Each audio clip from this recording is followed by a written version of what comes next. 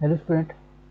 आज हम लोग क्लास 12 का important topic reproductive health chapter का इंट्रायूटेराइन डिवाइसेस के बारे में पढ़ने वाले हैं। और अ, इस टॉपिक से क्वेश्चन काफ़ी ज़्यादा नीट के एग्ज़ाम में पूछे जाते हैं। इंट्रायूटेराइन डिवाइसेस और ओरल पिल्स, ये सब जो टॉपिक्स हैं कॉन्ट्रासेप्टिव मेथड के डिफरेंट टॉपिक्स हैं, और इससे क्वेश्चन एग्ज़ाम में काफ़ी जो है हर साल रिपीटेड मैनर में आते हैं एग्ज़ाम में। तो इस वीडियो को आप लोग एंड तक देखिएगा, और वीडियो को लाइक ज़रूर कीजिएगा और चैनल को सब्सक्राइब जरूर कर लीजिए, और ज़्यादा से ज़्यादा लोग को वीडियो शेयर कीजिए ताकि जो लोग हमारे साथ अभी लाइव नहीं जुड़ पाए वो भी लाइव जुड़ जाएँ।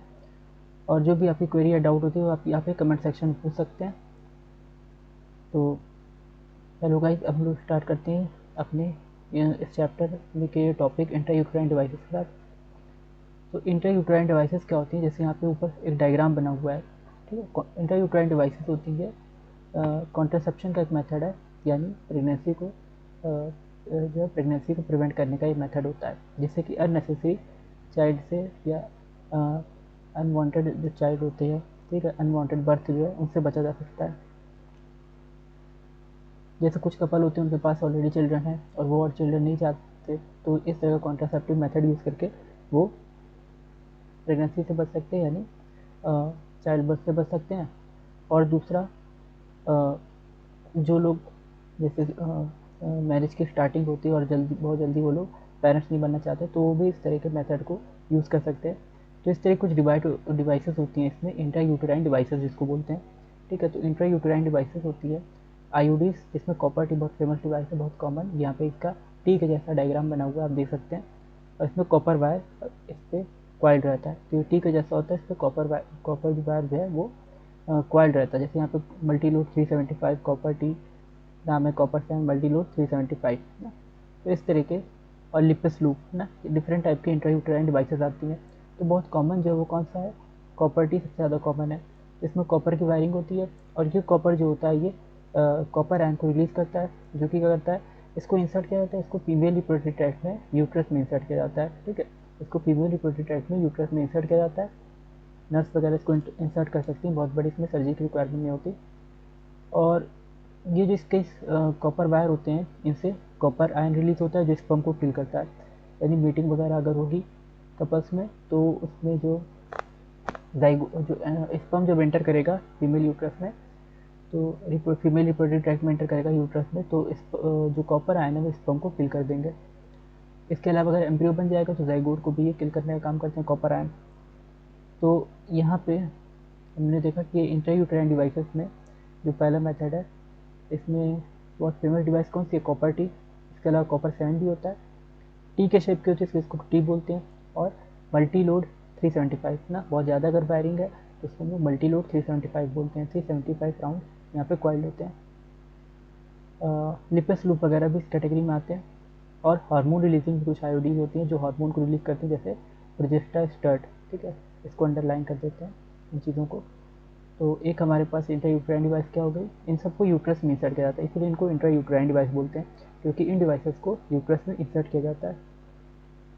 और इसमें जो है इंट्रा यूट्राइन डिवाइसेस में हमारे पास है लिपस लूप है, कॉपर रिलीजिंग आयोडीज हैं, copper T, copper 7, multi load 375, इस तरह की डिवाइसेस हैं।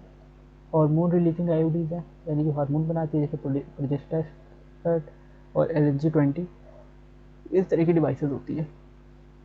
इससे क्या होता है, स्पर्म का फैगोसाइटोसिस बढ़ जाता है, मतलब ये जो कॉपर आयन है ये स्पर्म को किल करने का काम करते हैं।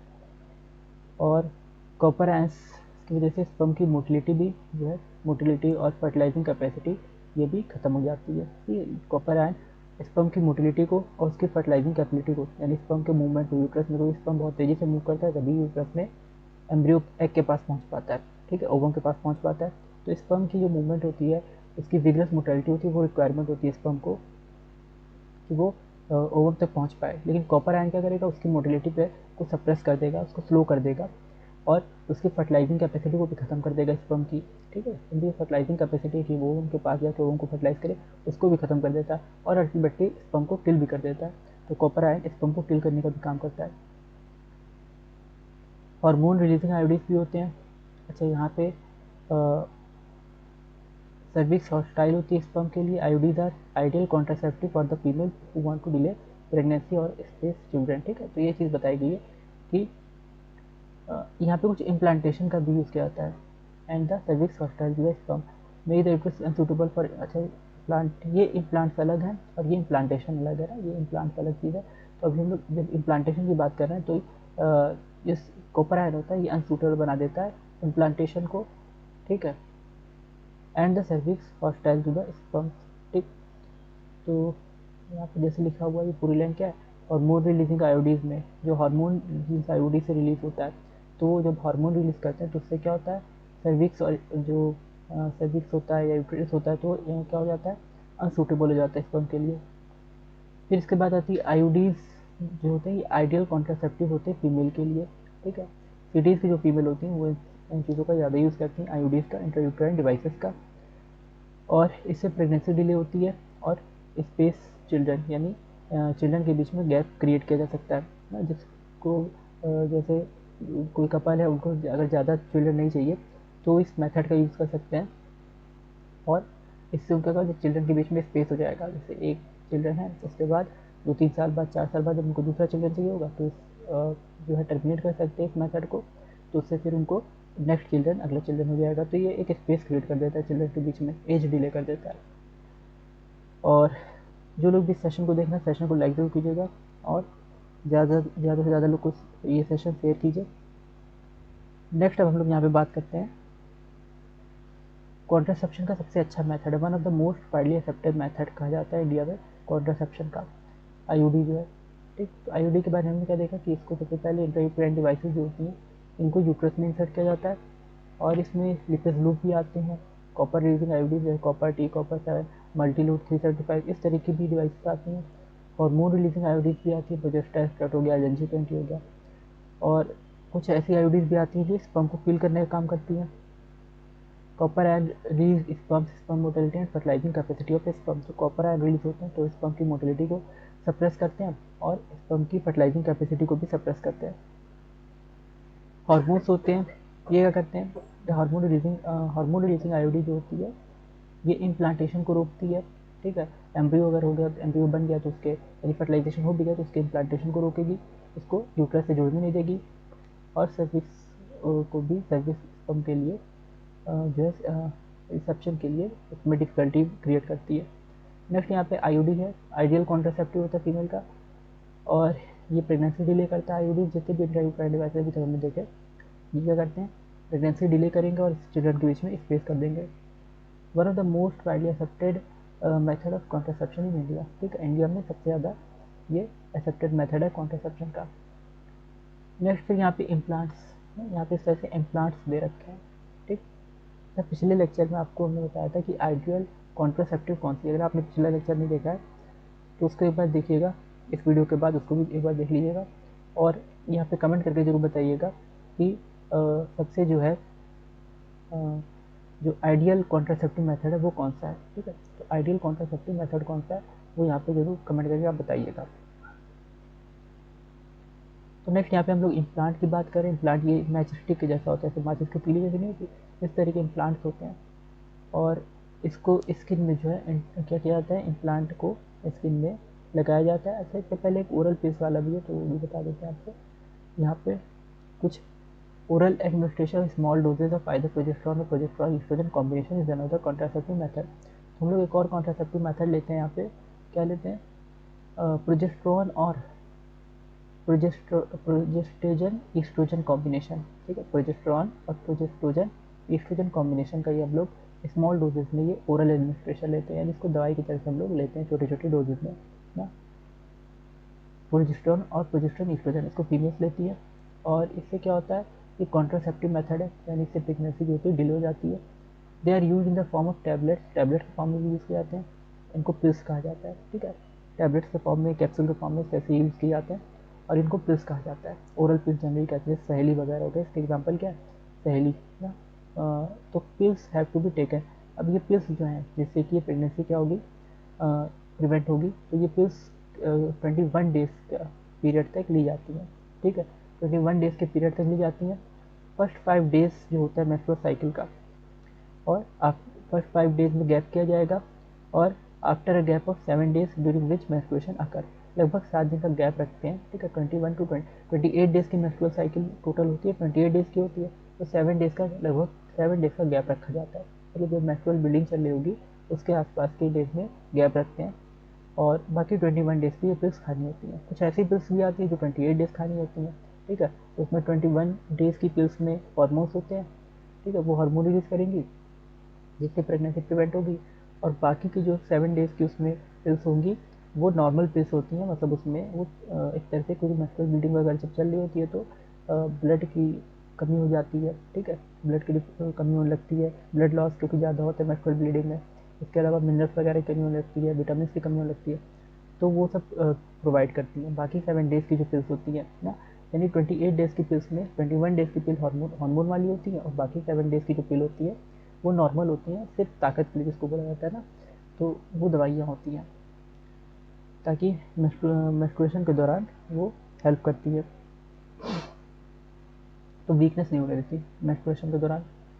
तो नेक्स्ट इसके बाद क्या, तो 28 डेज़ की पिल्स भी होती हैं, 21 डेज़ की भी होती हैं।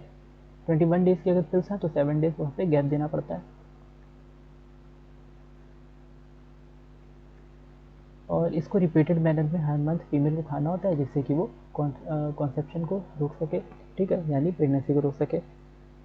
ये क्या करती हैं, ये जो पिल्स होती हैं इनमें जो हार्मोन निकलती है ओवुलेशन को रोकते हैं और इम्प्लांटेशन को रोकते हैं ना। अभी हार्मोन कौन कौन से बताए थे आपको, प्रोजेस्टेरॉन और ईस्ट्रोजन। ये इन दोनों कॉम्बिनेशन भी हो सकता है, प्रोजेस्ट्रोजन हो सकते हैं या दोनों कॉम्बिनेशन हो सकता है प्रोजेस्टेरॉन और ईस्ट्रोजन का। After the quality of cervical mucus to prevent retard entry of sperms ना, प्रोजेस्टेरॉन बहुत ज़्यादा जब सिक्रीट होगा तो इससे क्या होगा, यूट्रस पूरा ब्लॉक हो जाएगा, यूट्रस में ज़्यादा थिकनिंग हो जाएगी, उसमें सर्वाइकल म्यूकस वगैरह बन जाएगा कि पूरा पूरा यूट्रस जो है वो क्या हो जाएगा, ब्लॉक हो जाएगा। तो ये इससे क्या होती है, क्वालिटी ऑफ सर्वाइकल म्यूकस हो जाता है, मतलब बहुत ज़्यादा थिक सर्वाइकल म्यूकस हो जाती है, और ये प्रिवेंट और रिटार्ड करती है स्पर्म की एंट्री को। जब स्पर्म एंटर ही नहीं करेगा तो फर्टिलाइज कैसे करेगा, और फर्टिलाइज कर भी गया तो वहाँ पे इम्प्लांटेशन नहीं हो पाता, इम्प्लांटेशन या ओवुलेशन को भी चेक करती है पिल्स। इसमें साइड इफेक्ट भी कम होता है, ठीक है, और ये भी वेल एक्सेप्टेड है फीमेल से। पहली न्यू ओरल कॉन्ट्रासेप्टिव जो हमारे पास है, पहली, ठीक है, इसका गवर्नमेंट जो बहुत प्रचार करती है। ये पत्ते में आती है ना, यहाँ पे आगे पत्ते बने होंगे शायद इसके, पहले फोटो दी रहती थी पुरानी एनसीईआरटी वगैरह में, इसमें नहीं दी हुई है ना, मेरे ख्याल से इसमें नहीं दे रखी है पिल्स की, पहले इसकी फ़ोटो दी थी, ठीक है। तो ये जो पिल्स होती हैं कॉन्ट्रासेप्टिव और नॉन स्टेरॉयडल प्रिपरेशन, ठीक है, तो नॉन स्टेरॉयडल होती हैं ये पिल्स, इसमें स्टेरॉइड्स नहीं होते, और इसको हफ्ते में एक बार खानी होती है, तो वंस अ वीक पिल भी बोलते हैं। सहेली जो है ना, ये वंस अ वीक पिल है, यानी हफ्ते में इसको एक बार खानी होती है। बहुत कम साइड इफेक्ट है और हाई कॉन्ट्रासेप्टिव वैल्यू होती है, यानी प्रेगनेंसी को रोकने के बहुत ज़्यादा चांसेस इसमें होते हैं ओरल पिल्स में।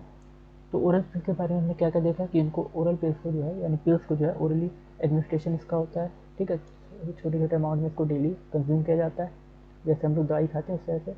और इसमें प्रोजेस्टेरॉन और एक प्रोजेस्टेरॉन ईस्ट्रोजन हार्मोन का कॉम्बिनेशन होता है, और यहाँ पे कॉन्ट्रासेप्टिव मेथड की तरह से इसको यूज़ किया जाता है, यानी प्रेगनेंसी को प्रिवेंट करने के लिए।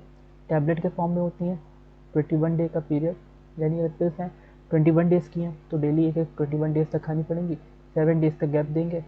और अगर 28 डेज़ की है तो वो डेली खा सकते हैं उसको, उसमें सिर्फ 21 डेज़ की पिल होंगी, उसी से हार्मोन रिलीज होंगे, बाकी 8 डेज 7 डेज़ की जो पिल होंगी यानी 1 वीक की, वो सिर्फ ताकत की होंगी, ठीक है, उसमें विटामिन वगैरह की होती हैं, विटामिन और मिनरल्स की, ताकि बॉडी जो है वो वीक ना हो, कमज़ोर ना हो। नेक्स्ट यहाँ पे है तो ये सेम जो पिल्स होती हैं इनको हर मंथ रिपीट करके खाना होता है, और ये क्या करती हैं, ओवुलेशन और इम्प्लांटेशन को रोकती है, यानी वो किसको, ओवम को ओवरी से रिलीज नहीं होने देंगे, उसको रोकेंगी। और अगर वो रिलीज हो भी गया तो जाइगोट, अगर फर्टिलाइजेशन हो गया, जाइगोट बन गया तो उसको यूट्रस से नहीं जुड़ने देंगी, या यूट्रस को जो वो होती है सर्विक्स होती है, ठीक है, उसका सर्वाइकल म्यूकस है, उसको काफ़ी थिक कर देती हैं जिसकी वजह से स्पर्म की एंट्री नहीं हो पाती। साइड इफेक्ट बहुत कम है इसके। पहली नई क्या है, ओरल कॉन्ट्रासेप्टिव है, इसको नॉन स्टेरॉइडल ही होती है, इससे स्टेरॉइड रिलीज नहीं होता, वंस अ वीक पिल भी कहते हैं, हफ्ते में एक बार इसका यूज़ होता है, बहुत कम साइड इफेक्ट है और कॉन्ट्रासेप्टिव वैल्यू बहुत हाई है। नेक्स्ट हम लोग बात करते हैं प्रोजेस्ट्रोजेंस की। प्रोजेस्ट्रोजेंस, ठीक है, ये ईस्ट्रोजेंस के साथ कॉम्बिनेशन में यूज़ किए जाते हैं, ठीक है। प्रोजेस्ट्रोजेंस ना, तो प्रोजेस्ट्रोजेंस जो होते हैं इनको अलोन भी यूज़ किया जाता है और एस्ट्रोजन के साथ कॉम्बिनेशन भी यूज़ किया जाता है, और use by females as injection और इम्प्लांट, ठीक है। फीमेल्स इसका यूज़ कर सकती हैं इंजेक्शन से या इम्प्लांट्स के थ्रू अंडर द स्किन, जो ये बताए थे इम्प्लांट्स इसको स्किन के अंदर, ठीक है। साइड आर्म पे जो होती है ना, आर्म जैसे हाथ है तो उस पर कंधे के पास, और क्या करते हैं स्किन के नीचे उसको इम्प्लांट कर दिया जाता है, ठीक है। डॉक्टर्स के जो होते हैं वो इसको इम्प्लांट कर देते हैं, मतलब सही जो स्किन है उसके अंदर इसको लगा देते हैं। जब उसमें लगा देंगे तो धीरे धीरे इनसे हार्मोन सिक्रीट होता रहता है, हार्मोन से निकलता रहता है। Their mode of action is familiar to that of pills, ठीक है। पिल्स के जैसा ही इसका एक्शन होता है और ज़्यादा टाइम तक इनका एक्शन रहता है, मतलब जब तक ये इम्प्लांट शरीर में रहते हैं तब तक ये असर करते रहते हैं, इनसे हार्मोन रिलीज होता रहता है। और फिर है इनका मोड ऑफ एक्शन जो होता है, ठीक है, ये पिल्स के जैसा ही होगा और ज़्यादा इफेक्टिव है ये। Their effective periods are much longer, ठीक है। तो पिल्स से ज़्यादा इफेक्टिव पीरियड इनका होता है। आजकल असर्शन रीजन टाइप के काफ़ी क्वेश्चन आते हैं, स्टेटमेंट वाले काफ़ी क्वेश्चन आते हैं, तो इसके एनसीईआरटी के एक एक स्टेटमेंट पे ध्यान देना बहुत ज़्यादा जरूरी है आपके लिए। फिर एडमिनिस्ट्रेशन की बात हो रही है, प्रोजेस्टेजन और प्रोजेस्ट्रोजन इस्ट्रोजन कॉम्बिनेशन की, आईयूडीज की within 72 hours of coitus have been found to be very effective and emergency. अब हम लोग जब बात करते हैं आईयूडीज की, फिर से एक बात, तो आईयूडी को जो है 72 आवर्स के अंदर क्या करना होता है, इंसर्ट करना होता है, ठीक है, बिफोर द इसको इमरजेंसी कॉन्ट्रासेप्टिव की तरह से लेना होता है आईयूडीज जो है, ठीक है। तो आईयूडीज जो है या फिर ओरल पिल्स वगैरह हैं, तो इनको क्वाइटस के 72 आवर्स के अंदर अंदर उसको यूज़ करना होता है। तो इससे क्या होती है, प्रेगनेंसी के चांसेस जो होते हैं वो पॉसिबल हो जाते हैं प्रिवेंट होने के, कि प्रेगनेंसी जो रुक सकती है, अवॉइड हो सकती है। तो अगर क्वाइटस के या मीटिंग के 72 आवर्स के अंदर, यानी कपल ने मीटिंग की तो 72 आवर्स के अंदर वो अगर यूज़ कर ले आईयूडीज का, ओरल पिल्स का, इन चीज़ों का, तो मैक्सिमम चांसेस रहते हैं कि वहाँ पे क्या होगा, प्रेगनेंसी रुक जाएगी, प्रेगनेंसी नहीं होगी, यानी अनवांटेड चाइल्ड नहीं होगा। और कुछ केसेस, क्रिमिनल केसेस वगैरह जो होते हैं, ठीक है, जिसमें अनप्रोटेक्टेड मीटिंग हो जाती है, इंटरकोर्स हो जाता है, तो उसमें जो होता है उसको रोकने के लिए भी इन चीज़ों का यूज़ किया जा सकता है, ठीक है। नेक्स्ट यहाँ पे क्या है, सर्जिकल मेथड्स होते हैं, ये जो समझ में आई हुई, इम्प्लांट्स हम लोग यूज़ करें स्किन के अंदर, ठीक है, उसको लगा देते हैं और उसमें से धीरे धीरे हार्मोन सिक्रीट होता रहता है, और ये प्रोसेस जो है ये ज़्यादा टाइम तक काम करता है। नेक्स्ट अब हम लोग बात करें सर्जिकल मेथड की। ये सर्जिकल मेथड क्या होता है, ठीक है। तो सर्जिकल मेथड जो होता है हमारा, ये दो तरह का होता है सर्जिकल मेथड, इसको स्टेरिलाइजेशन भी बोलते हैं, ठीक है। सर्जिकल मेथड जो इसको हम लोग क्या बोलते हैं, स्टेरिलाइजेशन भी बोलते हैं, क्योंकि इससे क्या होता है, एक बार अगर सर्जरी परफॉर्म कर दी जाती है मेल या फीमेल की, तो दोबारा उसको रिवर्स नहीं किया जा सकता, यानी मेल को फिर से फर्टाइल बना सकते हैं, फीमेल को फिर से फर्टाइल नहीं बना सकते। अब ये सर्जिकल मेथड क्या है और इसके एडवांटेज और डिसएडवांटेज क्या है, ये देख लेते हैं।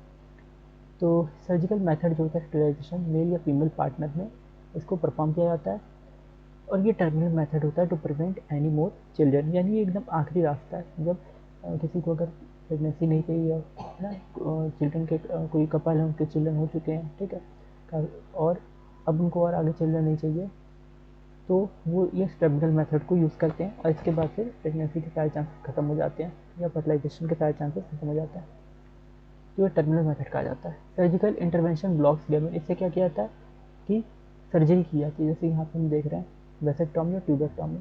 वेसेक्टॉमी में क्या करेंगे, वेसेक्टॉमी का डायग्राम बना हुआ है, ठीक है, ओवरी वाला, ये क्या टेस्टिस वाला स्ट्रक्चर है ना, टेस्टिस है, पीनस है, फेमिली वेसिकुलर ट्यूब्यूल है, और यहाँ पे रोस्टेड ग्लैंड्स है, बल्बोयूथेरियल ग्लैंड्स है, सारी ग्लैंड्स वगैरह दे रखी हैं।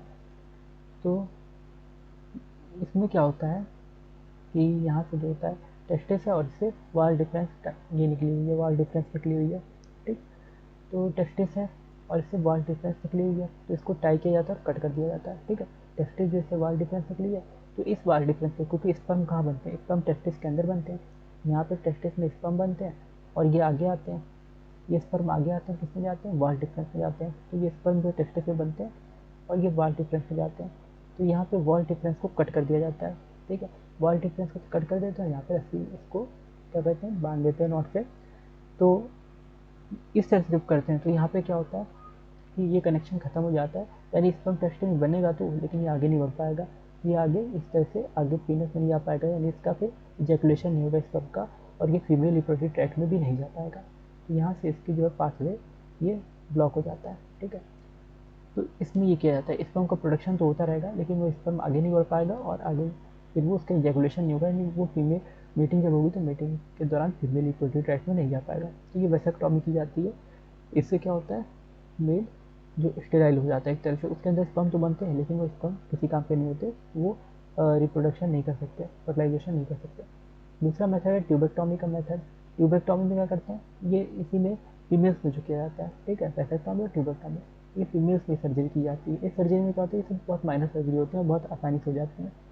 तो ये फीमेल की जाती है, यूट्रस की इसमें ओविडक्ट जो होती है, फेलोपियन ट्यूब होता है, उसको कट करके उसमें नॉट लगा दिया जाता है दोनों साइड से, दोनों साइड से नॉट लगा देते हैं। ना इधर से ओवरी से ओवा बन के आगे जा पाता है, और ना इधर ओवरी से ओवा बन के आगे जा पाता है।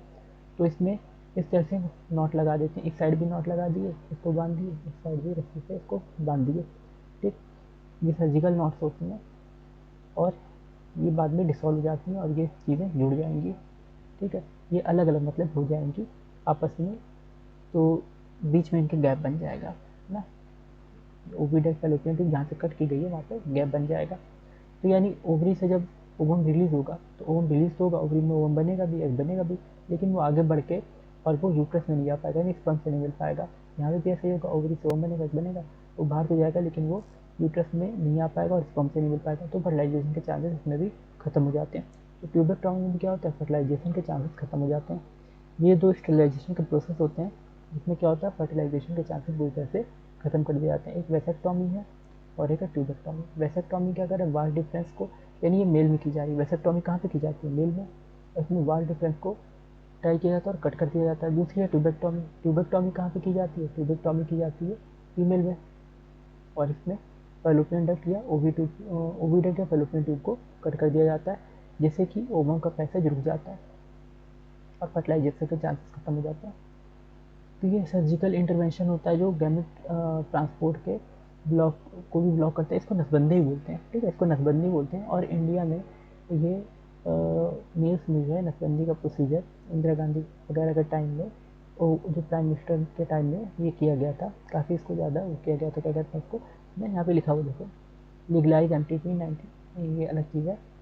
तो इसको मतलब काफ़ी जो है कुछ प्राइम मिनिस्टर्स के टाइम में इंडिपेंडेंस के बाद इसको काफ़ी ज़्यादा क्या किया गया था, सपोर्ट किया गया था। तो ये जो इसका प्रोसीजर है ना स्टेरिलाइजेशन का, ट्यूबेक्टॉमी और वेसेक्टॉमी, तो मतलब एक पॉपुलेशन कंट्रोल का मेथड है, तो इसमें कोई प्रॉब्लम नहीं है। यहाँ पे है क्या, जिन लोग के ऑलरेडी कुछ चाइल्ड वगैरह हो चुके हैं या 2-3 चाइल्ड जितने भी हो जाते हैं, तो उसके बाद वो इस तरह के मेथड को अपना सकते हैं और स्टेरिलाइजेशन कर सकते हैं, जिससे कि फिर आगे प्रेगनेंसी के चांसेस खत्म हो जाएंगे। तो यहाँ पे सर्जिकल इंटरवेंशन ब्लॉक ये करता है, गैमेट को ब्लॉक करता है और देयर बाय प्रिवेंट कॉन्सेप्शन, ठीक है, कॉन्सेप्शन को रोकता है, प्रेगनेंसी को रोकता है। मेल में जो ये स्टेरिलाइजेशन प्रोसीजर होता है, मेल में इसको क्या बोलते हैं, वेसेक्टॉमी। मेल में जो स्टेरिलाइजेशन प्रोसीजर होता है इसको क्या बोलते हैं, वेसेक्टॉमी।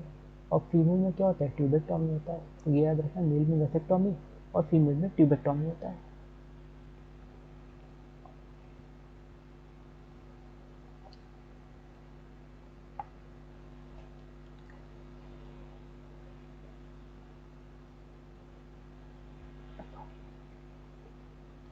नेक्स्ट हमारे पास क्या है, यहाँ पर हम देखें तो, अच्छा जो लोग भी इस वीडियो को देख रहे हैं तो वीडियो को लाइक ज़रूर कीजिएगा और ज़्यादा से ज़्यादा लोग को वीडियो शेयर कीजिए, जिससे जो लोग भी हमारे साथ अभी तक कनेक्ट नहीं हो पाए वो भी कनेक्ट हो जाए और ये लाइव क्लास अटेंड कर पाए।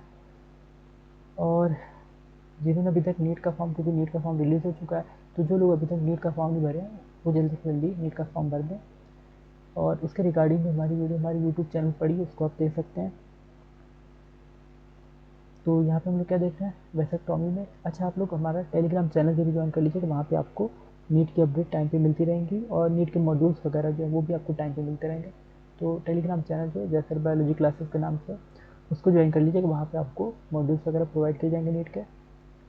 तो आपको अलग से लोड पे आने का झंझट नहीं रहेगा, उसमें काफ़ी एमसीक्यूज भी रहेंगे, तो आपकी प्रैक्टिस भी आसानी से होगी। अच्छा यहाँ पे वेसेक्टॉमी जो होती है इसमें क्या किया जाता है, जैसे फिर से वही बात है, small part of the wall difference ना, इसको कट कर दिया जाता है। वॉल डिफरेंस के छोटे से पार्ट को कट कर दिया जाएगा, रिमूव और tied up through a small incision on the scrotum ना। तो छोटा सा चीरा लगा के इसको स्क्रोटम में छोटा सा चीरा लगाते हैं, फिर उसको थोड़े से वॉल डिफरेंस के पार्ट को हम लोग कट करके हटा देते हैं। इससे कि क्या होता है कि वॉल डिफरेंस में गैप बन जाता है ना, तो टेस्टिस और उसके आगे के जो पीनस है उसके बीच में गैप बन जाता है। ट्यूबेक्टोमी में क्या करते हैं हम लोग, यूट्रस को थोड़ा सा इंसिजन करते हैं एब्डोमेन में ना, एब्डोमेन में या वेजाइना के थ्रू हम लोग ये प्रोसीजर करते हैं। और फैलोपियन ट्यूब जो होता है, ठीक है, तो फैलोपियन ट्यूब का थोड़ा सा पार्ट कट करके रिमूव कर देते हैं और फिर उसको टाई कर देते हैं। ठीक, यहाँ पे दिखाए थे ना, फैलोपियन ट्यूब का कुछ पार्ट कट करके ये एब्डोमेन में ऐसे चीरा लगाएंगे आगे की साइड, ठीक है, एक कट लगाते हैं और फिर इसमें से क्या करते हैं, फैलोपियन डक्ट या ओवी, फैलोपियन ट्यूब या ओवी डक्ट को इस तरह से कट कर देते हैं। इसी तरह से मेल में भी किया जाता है। मेल में स्क्रोटम में क्या करते हैं, चीरा लगाते हैं, हल्का सा कट लगाते हैं और फिर उसमें इसको जो है वॉल डिफरेंस को कट करके टाई कर देते हैं, बांध देते हैं। तो इस तरह से ये नसबंदी या स्टेलाइजेशन किया जाता है ना। ये हाईली इफेक्टिव होता है, लेकिन इसकी कोई रिवर्सिबिलिटी नहीं होती, ठीक है, इसकी रिवर्सिबिलिटी नहीं होती, फिर इसे सही नहीं किया जा सकता, तो इसलिए लोग इसको कराने में थोड़ा सा जो है घबराते हैं। It's need to be emphasise that the section, अच्छा यहाँ पे जो भी कॉन्ट्रासेप्शन का मेथड अपना, ये बताया गया कि जो भी कंसेप्शन का मेथड या कॉन्ट्रासेप्शन का मेथड अपनाना चाहिए तो वो डॉक्टर के जो डॉक्टर का जो कंसल्टेशन होता है उसके उससे जो कॉन्ट्रासेप्शन का मेथड यूज़ करना चाहिए ना, अपने से ऐसे कोई भी नहीं, डॉक्टर से पूछ के डॉक्टर की सलाह पे फिर ये सब चीज़ें यूज़ कर सकते हैं। जिसको भी मतलब क्या करना है, अपनी फैमिली प्लानिंग वगैरह करनी है ना, चाइल्ड के नंबर वगैरह कंट्रोल करने हैं, तो वो लोग डॉक्टर से सलाह लेके और फिर कॉन्ट्रासेप्शन का मेथड यूज़ कर सकते हैं।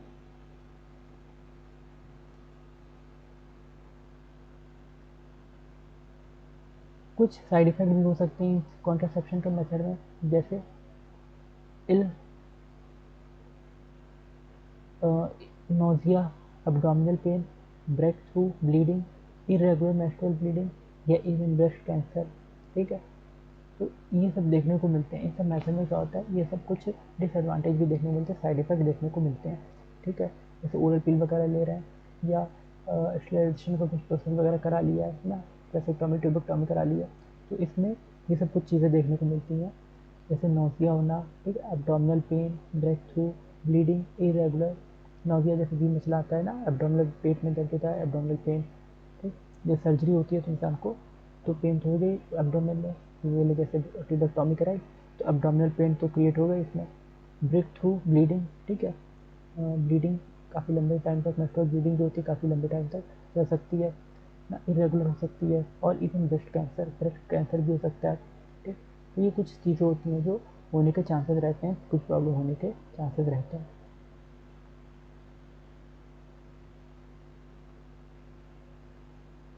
तो आज हमने क्या क्या टॉपिक कवर किया, आज हम लोगों ने सबसे पहले पढ़ा इंटरयूट्राइन डिवाइसेस के बारे में, जिसमें हम लोग देखो कॉपर टी, यहाँ पे कॉपर टी के शेप का दिख रहा था, और इसमें कॉपर के वायर से जो कॉपर आयन रिलीज कर रहा था, जिससे स्पर्म जो है किल हो रहे थे। और दूसरा कॉपर टी के बाद हमने क्या देखा इंटरयूट्राइन डिवाइसेस में, इसके बाद ओरल पिल्स के बारे में देखा। ओरल पिल्स जो होती हैं ये किस तरह से हार्मोन वगैरह प्रोजेस्टेरोन एस्ट्रोजन को रिलीज करती हैं और प्रेगनेंसी को रोकती हैं। दूसरा देखा यहाँ पे इम्प्लांट्स जो होते हैं ये स्किन के अंदर लगाए जाते हैं, ठीक है, और स्किन के अंदर इनको किया जाता है, फिट किया जाता है, और ये इम्प्लांट्स जो होते हैं ये भी कुछ हार्मोन वगैरह रिलीज करते हैं और ये ज़्यादा टाइम तक इफेक्टिव होते हैं। नेक्स्ट हमने देखा सर्जिकल मेथड, इसमें स्टेरिलाइजेशन देखा, ठीक है, मेल और फीमेल कैसे स्टेरिलाइजेशन करते हैं, वैसेक्टोमी और ट्यूबेक्टोमी के बारे में पढ़ा। और ये देखा कि ये जो मेथड होते हैं ये क्या होते हैं, परमानेंट मेथड होते हैं, और यानी एक बार किसी ने अगर ये सर्जिकल जो है स्टेरिलाइजेशन करा लिया तो फिर उसका वो स्टेलाइज हो जाता है, जैसे फिर वो फर्टिलाइजेशन उसका पॉसिबल हो जाए इम्पॉसिबल हो जाता है ना, फिर वो फर्टिलाइजेशन नहीं कर सकता, वो रिप्रोडक्शन नहीं कर सकता।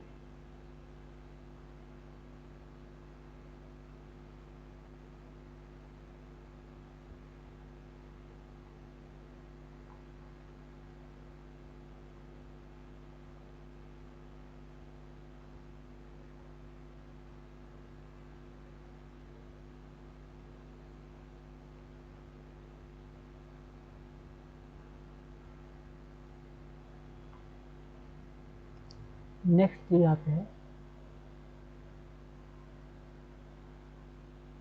Nausea, abdominal pain, break through, bleeding. कुछ साइड इफेक्ट भी होते हैं, ठीक है। साइड इफेक्ट क्या है? नोजिया हो सकता है, एब्डोमिनल पेन हो सकता है, break through bleeding, irregular muscular bleeding या ब्रेस्ट कैंसर इस तरह की प्रॉब्लम क्रिएट हो सकती है। तो आई होप ये वीडियो आपको अच्छा लगा होगा, और नेक्स्ट वीडियो में हम लोग बात करेंगे मेडिकल टर्मिनेशन ऑफ प्रेगनेंसी की ना, एमटीपी की बात करेंगे, ठीक है। इससे रिलेटेड भी क्वेश्चन एग्जाम में आते हैं। और जो आपसे हमने पूछा था कि आइडियल मेथड क्या है कॉन्ट्रासेप्टिव का, तो जो फिजिकल बैरियर में हमने पढ़ा था कॉन्डोम्स वगैरह, ठीक है। तो ये आइडियल मेथड में आते हैं कॉन्ट्रासेप्शन के। आई होप आपको ये वीडियो अच्छा लगा होगा। वीडियो अच्छा लगा तो वीडियो लाइक जरूर कीजिएगा और ज़्यादा से ज़्यादा लोग को वीडियो शेयर कीजिएगा। और नेक्स्ट क्लास में हम लोग एमटीपी के बारे में पढ़ेंगे, मेडिकल टर्मिनेशन ऑफ प्रेगनेंसी। तो आप लोग टाइम पे लेक्चर को अटेंड जरूर कीजिएगा। Thank you for watching. मिलते हैं अगली वीडियो में।